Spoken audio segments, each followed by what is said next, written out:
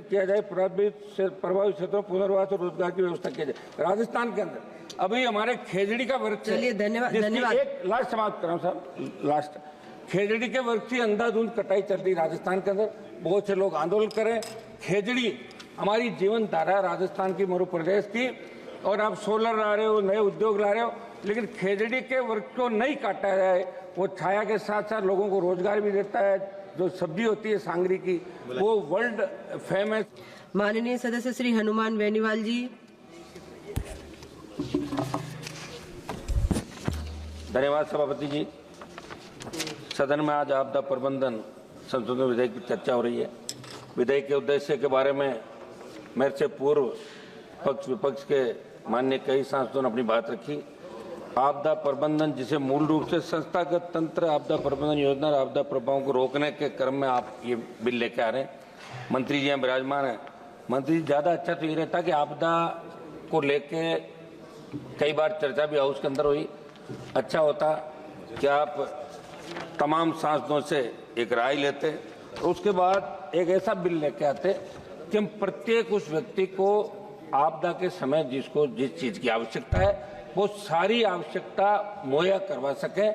ये मेरी मांग है मंत्री जी। आप प्रत्येक एमपी से राय लें। उनके अलग अलग आपदाएं होती है, कहीं बाढ़ आती है, कहीं सूखा पड़ता है, कहीं अतिवृष्टि होती है, कहीं ओलावृष्टि होती है, कहीं भूकंप, कहीं सुनामी। तो अपना देश जो विभिन्न संस्कृति के अंदर बसता है, विभिन्न हमारे पहाड़ पर्वत से लेके मैदानी इलाके, रेगिस्तानी इलाके, तो अलग अलग समस्याएं हर स्टेट की है। तो इसमें मेरा आग्रह आपसे रहेगा कि प्रत्येक सांसद से आप राय लेते तो निश्चित रूप से इससे और कुछ निकल के आती और ज़्यादा लोगों को राहत मिलती। सरकार की SDRF नॉर्म्स के तहत प्रदान की जाने वाली सहायता राशि की तरफ आपका ध्यान आकर्षित कराऊंगा मंत्री जी। मैदानी इलाकों में 1,20,000 रुपये जब मकान नष्ट हो जाता है, पहाड़ी इलाकों में 1,30,000 की सहायता राशि है। सब कुछ जिसका उजड़ जाता है वो 1,20,000 और 1,30,000 में कुछ नहीं कर पाता। मेरी मांग रहेगी कि कम से कम 10 लाख या 15 लाख रुपए इसके लिए राशि तय की जाए। मंत्री जी, किसी कारण से किसी के घर में झोंपड़ी के अंदर आग लगती है तो उस नुकसान की भरपाई के लिए कोई ठोस प्रावधान आग के इसके अंदर नहीं है। कोई व्यक्ति अगर अपने बच्चों की शादी करने के लिए वो इकट्ठा करता है, सामान उधार लेके आता है, उसका सोना चांदी पैसा जो होता है, और उसमें अगर सपोज करो कि आग लग जाए तो उसमें सरकार की तरफ से कुछ भी नहीं मिलता। तो इनको भी इसके अंदर सम्मिलित किया जाए। मैं ये भी कहूँगा किसान अपनी उपज को स्टोर करने के लिए, जिसको अपन खलिहान बोलते हैं, उस खलिहान के अंदर अगर आग लग जाती है तो उसको भी आपदा के अंदर नहीं लिया गया। भी मांग रहेगी कि इसको भी इसके अंदर लिया जाए। आप कपड़ों पर दे रहे हो 2,500 रुपये, आप दे रहे हो न्यूनतम 75% भुगतान सरकार करे। ये मेरी मांग है कि जितने उसकी नुकसान हो इसका आकलन करा के और उसको अधिकतम राशि उस व्यक्ति को मिले। अतिवृष्टि या बाढ़, अकाल, शीतलहर या लू से भी लोगों को भारी आर्थिक नुकसान उठाना पड़ता है। इस समझ में भी आप करेंगे। सांसद कोष और विधायक कोष से भी ऐसी परिस्थिति में जहां किसी भी प्राकृतिक आपदा से लोगों को नुकसान हुआ हो। वैसे सांसद कोष बहुत कम है, 5 करोड़ है। हमारा राजस्थान का तो एक विधायक को 5-5 करोड़ रुपये 8 कॉन्स्टिट्यूंसी में हम आते चुन के, तो कम से कम सांसद का कोष बढ़ाते हुए अभी उत्तर प्रदेश से हमारे आने वाले माननीय सांसद ने कहा कि बाढ़ जहाँ जाती है या कोई प्राकृतिक आपदा आती है तो उस समय आवश्यकता होती है कि उसे तुरंत हम क्या सहायता दें। तो उसको जैसे स्कूल के अंदर या कोई जो सरकारी भवन होता है उसमें खाने पीने की व्यवस्था, दवाई की व्यवस्था, या अपन उसके लिए लगाएं रेन बसेरा उसका करें, वर्षा को रोक सकें और तुरंत हम सहायता क्या दें। तो ऐसी सहायता के लिए सांसद कोष को बढ़ाते हुए सांसदों को ये आप अधिकार दें कि सांसद प्राकृतिक आपदा के समय कुछ मदद कर सकें।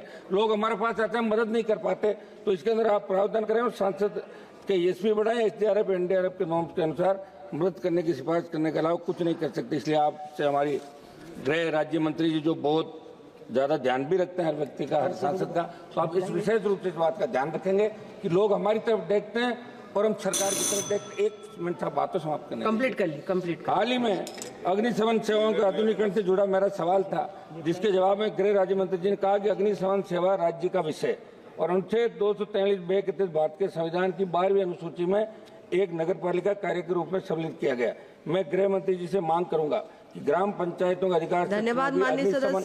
1 मिनट समाप्त कंप्लीट करिए प्लीज। 1 मिनट नहीं हुआ अभी तो, हम सब 1-2 चर्चा नहीं तो देखो अग्निशमन सेवाओं को अनिवार्य करने का प्रावधान बनाया जाए। चूंकि 15वें वित्त आयोग द्वारा राज्यों में अग्निशमन सेवाओं के अर्जुन के लिए 5,000 करोड़ के प्रावधान की सिफारिश की गई, लेकिन गांव में अग्निशमन की आवश्यक जरूरत है। इसमें आप जो भी उपखंड और पंचायत समिति मुख्यालय नगर क्षेत्र नहीं है, प्रारंभिक तौर पर वहां आप अग्निशमन को अनिवार्य करने का प्रावधान तत्काल करने की आवश्यकता। सभापति जी, हमारे 1-2 महत्वपूर्ण सुझाव है, अगर आप कहें तो मैं दे दूं, आप कहें तो बैठ जाऊं, आप बताएं। आपने दिया टाइम लोगों को, साथ कंप्लीट करिए। आपदाओं की पूर्व चेतावनी प्रणाली को मजबूत किया जाए। ताप, लहरों, बाढ़ और सूखे जैसी आपदाओं का सटीक पूर्वानुमान लगाने का आधुनिक तकनीक का उपयोग किया जाए। वन क्षेत्र बढ़ाने के लिए योजनाएं लागू की जाए। औद्योगिक प्रदूषण को रोकने के लिए सख्त कानून बनाए जाए। आपदा के बाद राहत कार्यों को तेज और व्यवस्थित किया जाए। प्रभावित क्षेत्रों पुनर्वास और रोजगार की व्यवस्था की जाए। राजस्थान के अंदर अभी हमारे खेजड़ी का वृक्ष, चलिए धन्यवाद। एक लास्ट समाप्त कर रहा हूं साहब, लास्ट। खेजड़ी के वृक्ष की अंधाधुंध कटाई चल रही राजस्थान के अंदर, बहुत से लोग आंदोलन करें। खेजड़ी हमारी जीवन धारा राजस्थान की, मध्य प्रदेश की, और आप सोलर ला रहे हो, नए उद्योग ला रहे हो, लेकिन खेजड़ी के वृक्ष को नहीं काटा जाए। वो छाया के साथ साथ लोगों को रोजगार भी देता है। जो सब्जी होती है सांगरी की, वो वर्ल्ड फेमस सारी, माननीय सदस्य श्री अरुण नेहरू इन जी, चीजों का विशेष रूप से ध्यान रखते हुए इसमें बड़े संशोधन आप लोग करें।